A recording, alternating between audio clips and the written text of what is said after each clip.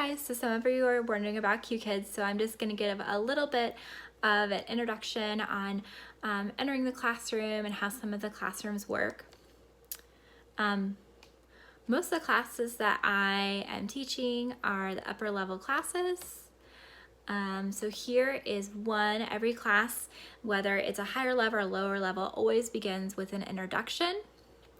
So here's a little bit of what that looks like. So this is a screen, and this is our friend Momo, who's always here. Hi, Momo. And then if you click here, you can become Kobe. That's one of my favorite ones to use to ask the kids about the characters. So this is Kobe, and I say, who is this? This is Kobe Koala. And then you can take your mouse. You can use a mouse, or you can click and just kind of drag and then highlight and circle Kobe. Kobe, there you are. And then coming into the class, you're going to do the sound check. So you'll check here and you'll kind of look and say, here's my audio. You want to make sure it says ear microphone and that it says ear microphone here too. Check, you're on a video. Here I am on a video. So, and then you'll go into your class, after everybody's on. Here we go. Okay. So here's a little bit of the classroom. Sorry about that, guys. So after you check everybody, you check your students' mics. Make sure you can hear them, make sure you can see them. And if you don't see or hear them, you send a robot. So once you're on, everybody's good. Then you go into the videos. The animations are always at the beginning. You'll kind of introduce. I always start with who is this and who is that. I start introducing some of the characters. Even if they've done this before, it's just a good little introduction. Some of them are new to Qkids and some of them have done this a million times. So it really just depends on their level, the type of questions that you'll ask. So for this one, I said, who is this? This is Jack, good job. And then I would give them a diamond. Woohoo, good job. And then who is this? Jack's mom. What is this? That's a wedding photo. Great job, wedding photo. Okay, so real simple questions. There's also your reference over here that's going to tell you some of the things that you might want to ask or some things that are going to come up in the lesson. So sometimes you might have a standby and you won't have any time to look over the lesson. So for this one, you'll have some kind of introduction of words. This one was cards. Sometimes it's a game.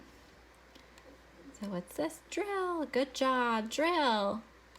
You got it. Okay, then you'll go over the words. You give them diamonds each time they get a correct answer. Make sure you're giving each student the diamonds.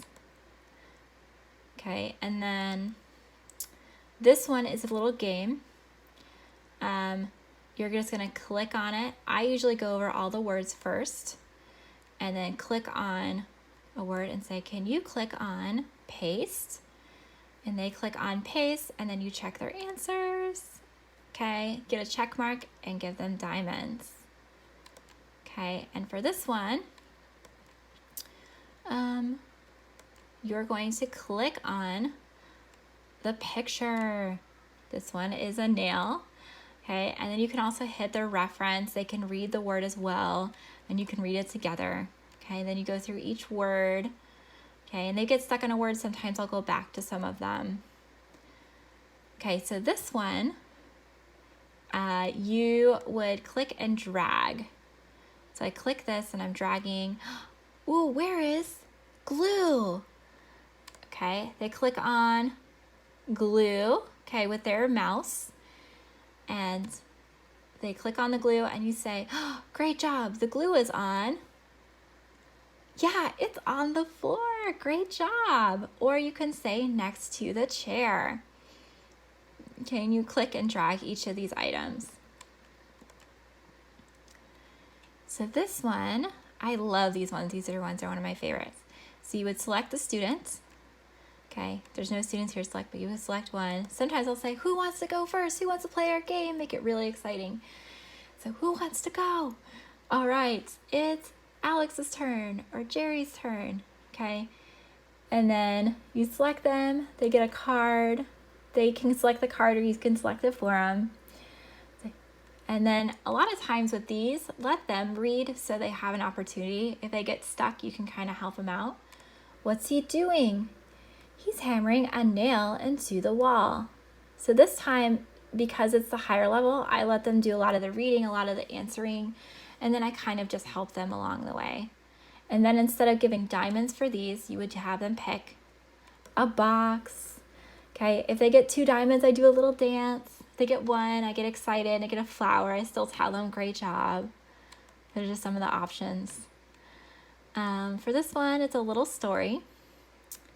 So you would go through, and this one, some of the animations will speak for you. When you get to the higher level classes, a lot of times you do the speaking and you let them speak. So I say, what is Jack doing? He is gluing a picture to their photo. What is the picture of? Okay, so then just ask them questions, okay? And then again, you have the reference on what's going on in case you say, I have no idea what this picture is. Okay, then you'll go through the story. Each slide is a little different, okay? And then you can ask about their emotions, where they are. These are votes. So for this one, what do you have in your house? And it gives them an opportunity to click on some of the items. And then after they've clicked, you hit stop vote, okay? And then you can ask them, it's like, oh, so you have a drill in your house. What do you do with a drill? Okay, you can ask them those kind of questions. And you can also have them answer some more questions. Depending on their level, depending on how they're doing, you can kind of feel it out. This one is a free talk. You'll see these a lot in the higher level classes. So sometimes I'll read the question and I'll have them type. So when you click on the text box, okay, they'll get a text box that they can type. So this was a student I had today. So she can type her own answer. And so if she spells a word wrong or like let's say she's trying to say the and she puts 2 E's in, I can go back and I can correct it for her. And then we usually read the sentence together. Okay, and at the end you always have a summary, which is the animation you have in the beginning of Qkids. Okay, and then you just go over the summary. What is this? How is he feeling? You know, you can go over the characters again, what happened in the story. Okay, and then if you have extra time, which happens a lot, you can go back through, and I usually just go to the games and to the fun things that the kids like. I try not to go over too much vocab, but I try to go do some of the little fun things that they enjoyed, or ask some questions about themselves. If I'm seeing that I'm going to have a lot of extra time, sometimes I have to rush through lessons. It just varies depending on your students. Okay, and at the end, this is everyone's favorite part, the diamonds. They get all their diamonds added up. You bring them up to the screen, and they're not here now, so I'll bring myself. Sometimes if I have one student, I'll put myself on too, and I'll give myself a sticker. And so then you can ask them what kind of sticker they want. Say, oh my goodness, you have 107 diamonds. What sticker would you like today? Oh, you want Spider-Man. And just make it really fun. Spider-Man, Spider-Man, cool. So, and let them pick out their own stickers. And then sometimes I'll even add things like fireworks. I love fireworks. That one's a fun one. And it doesn't really look like fireworks when you click on it. So this one's fireworks, like fireworks. All right, guys. I hope that's helpful, and I look forward to seeing you on Qkids.